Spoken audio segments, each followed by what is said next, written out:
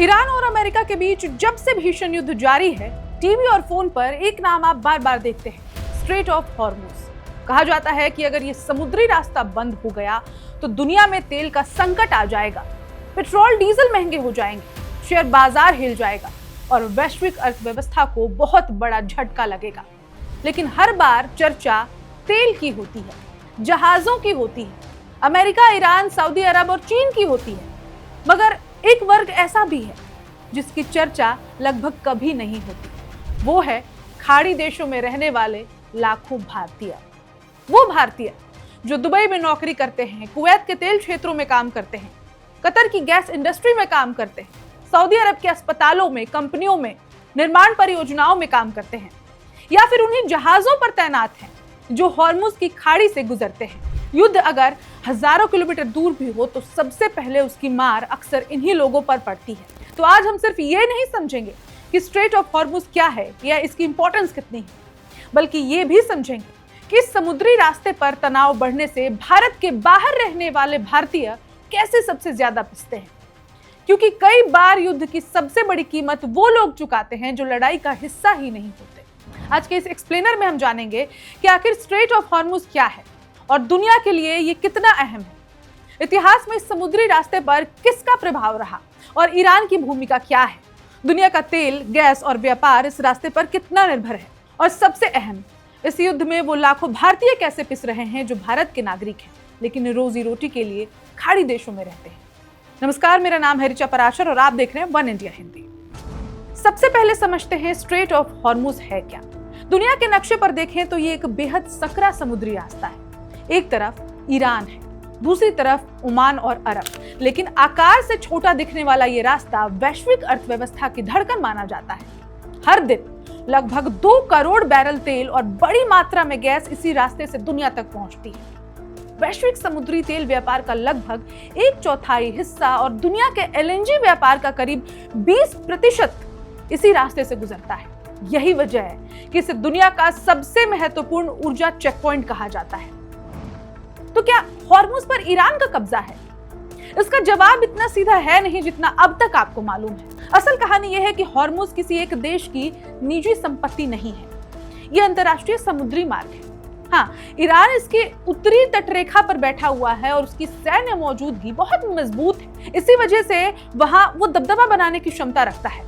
यानी कानूनी मालिकाना हक अलग बात है और सैन्य प्रभाव अलग। यही कारण है कि दुनिया ईरान के हर बयान को गंभीरता से लेती है। तो चलिए अब आपको इसके इतिहास से भी अवगत कराते हैं। स्ट्रेट ऑफ हॉर्मुज का महत्व आज का नहीं है, सदियों से ये व्यापार और सामरिक शक्ति का केंद्र रहा है। 16वीं शताब्दी में पुर्तगालियों ने यहाँ अपना प्रभाव स्थापित किया। 1515 के आसपास पुर्तगाली साम्राज्य ने हॉर्मुज द्वीप और आसपास के समुद्री व्यापार पर नियंत्रण कायम किया। उस समय यूरोप और एशिया के बीच समुद्री व्यापार पर कब्जा जमाने की होड़ थी। बाद में फारसी साम्राज्य, ओटोमन तुर्क, अरब शक्तियां और यूरोपीय ताकतें इस क्षेत्र में प्रभाव बढ़ाने के लिए संघर्ष करती रही। यानी इतिहास में ये इलाका जो है वो कई शक्तियों के बीच प्रतिस्पर्धा का केंद्र रहा है। आधुनिक राष्ट्र राज्य व्यवस्था बनने के बाद ईरान ने अपनी लंबी समुद्री सीमा और सैन्य क्षमता के आधार पर इस क्षेत्र में मजबूत स्थिति बना ली।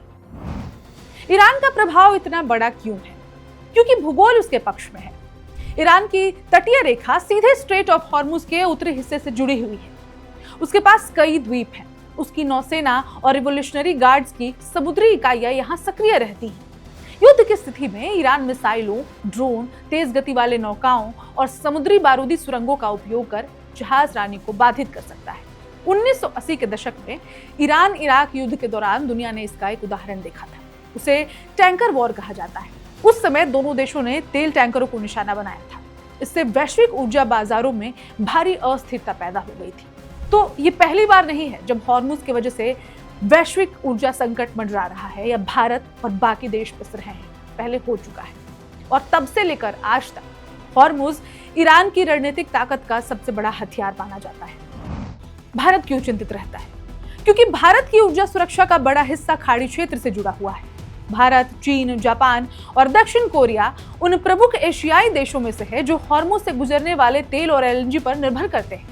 अगर यहाँ संकट आता है तो असर सिर्फ पेट्रोल पंपों तक सीमित नहीं रहता।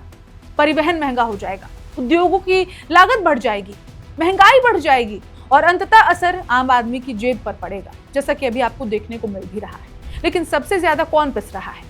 यही कहानी का सबसे महत्वपूर्ण और इमोशनल हिस्सा शुरू होता है।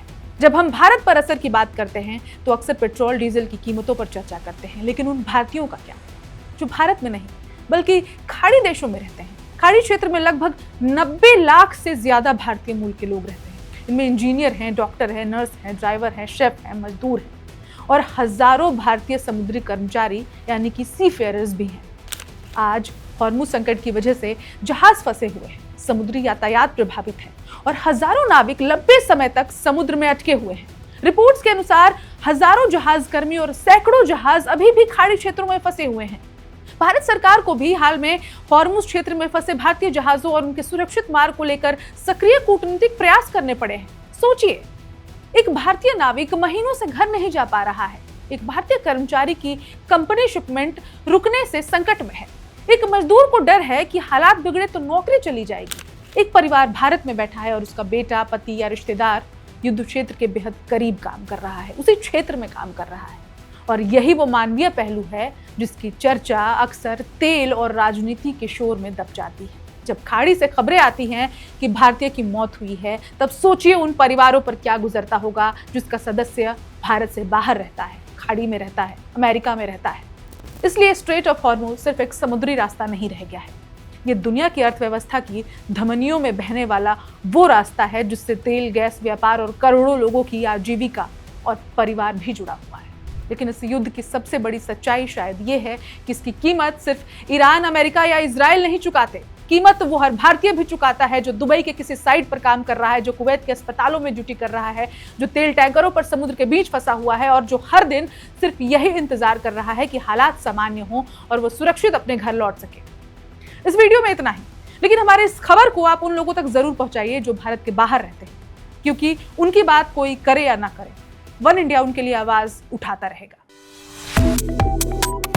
Subscribe to One India and never miss an update. Download the One India app now.